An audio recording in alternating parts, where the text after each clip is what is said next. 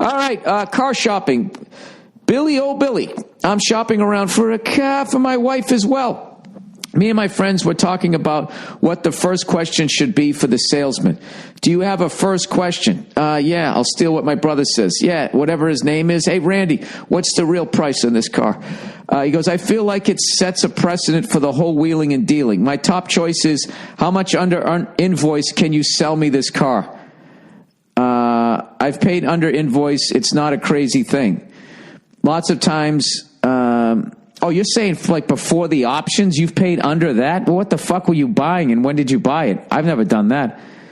My big line is, what's the out the door price? And by out the door, I mean everything. The warranty, the tax, everything. The final number that I'm paying you. And I just have the number. I just go, what I always do is I always pitch like $2,000 above.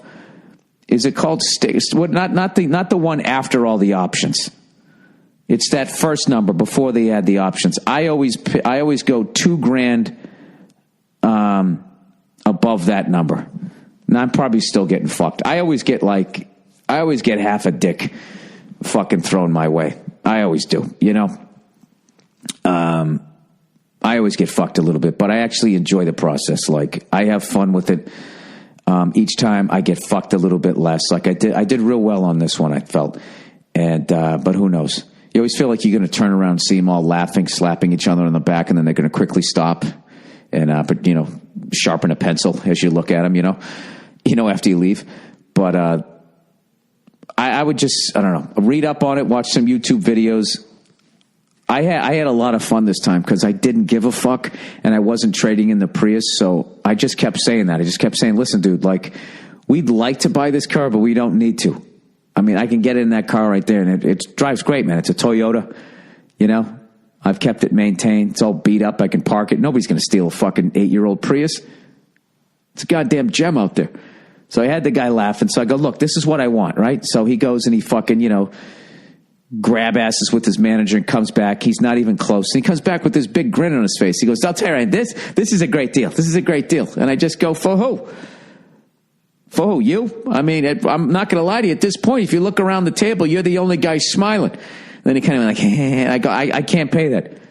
I can't pay. I got a check in my pocket right fucking now. I will. And I tell my wife to, and you always got to send your wife. If you bring your wife is a good thing because I think it's a weakness, right? Okay, and you got to get your wife on the same page. And at some point, you got to tell your wife to screw. Okay? You do it in a respectable way, but with the dash of Archie Bunker. Be like, honey, go, do me a favor, could you just go, go look over the cars over there, blah, blah. You make it look like you got this old school fucking relationship. Like she actually has dinner prepared when you come home. All right? And as much as your wife isn't going to like in that moment, that feeling, it works good for you in the negotiation. Because now it gives this guy the perception that you actually are making decisions in your relationship because they buy on the fact that the emotion of the female, but I like it. Right? When you send them off, it just be like, look, I want to get this car for my wife. All right. But I'm not a dope. This is what I'm paying. Okay. This is what I am paying. I'm willing to pay this. If you get me this number, I'm going to buy this car today. You're going to make a sale and you're never going to have to look at this car again. That's the deal. That's my number. Okay? Dude, my brother's amazing at it. He always comes in.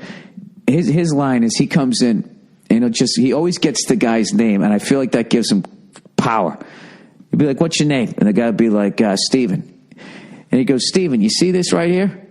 This is a large coffee, an extra large coffee. That's what he says. You know why I got this? He goes, because this is going to be a long negotiation until I'm going to get what I want. He comes hard right out of the fucking gate. And he's like a comic that never stops writing. When we were kids, we used to go down to car dealerships and pretend that we were going to this is way back in the 80s. We used to pretend that we were going to buy a car so we could test drive all these cars. And my brother used to just fuck with all these salesmen.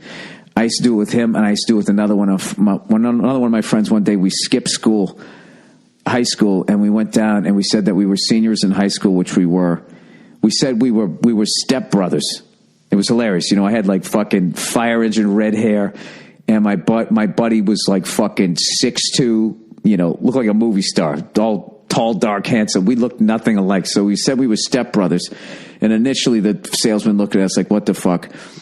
And we said that we were both going to be going to the same college next year, and that our parents were going to buy us a vehicle to share. And they're both really busy, and they told us to come down and pick out a car. So immediately they thought that we were a couple of fucking rich kids and that we didn't know shit. So, we went down, we took out a Chrysler Laser. I remember we took out the Chrysler Laser, and I think that guy actually knew. No, the LeBaron. It was like the LeBaron. I remember the big deal was it had a digital speedometer, which we thought was fucking amazing in like fucking 1986 or 7, whenever the fuck we did it. So my biggest thing and the thing that I learned is when you go in there, you have to be prepared to walk. You have to know the number that you're going to pay, and to definitely go in there and have fun. And when the salesman tries to buddy with you and do all that type of shit, I mean, I don't know. There's a couple different ways you can play it. You can laugh along with them, or you can just kind of stare back at him and just literally. Dude, my brother would literally just be like Steve, I'm not here to try to listen to jokes. Like, this isn't a funny thing here. I know what goes on down here, and I don't want to be a part of it. You understand? This is what I'm paying. And like, dude, how great is this? This is an extra large coffee. Do you know why I got this? Because this is going to be a long, drawn-out negotiation until I get what I want. That's just fucking classic. All right. So, once again, I really didn't give you any information. I'm still learning what to do, but I used to be really intimidated by it. But this last one, somewhere in the middle of the negotiation on my wife's car, I actually really started having fun and realized the power that I had. And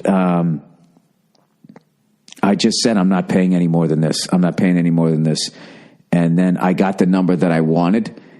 And then I went, and then when I went to get the warranty, they tacked that on, and I was like, don't. And then they tacked on the tax, don't. So I ended up getting fucking 2 right there, Fred. So I still got fucked. But now I know.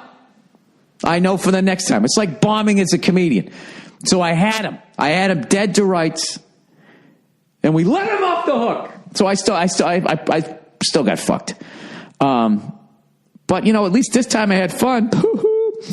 So watch out for that. I would just say, know the number that you want, and make sure you just say the out the door price, and make sure that you say that this includes the warranty and all the bullshit and the tax, everything. This is the final fucking number. I walk out, I get the car. You washed it, the whole goddamn thing. This is the number. You have to say that repeatedly.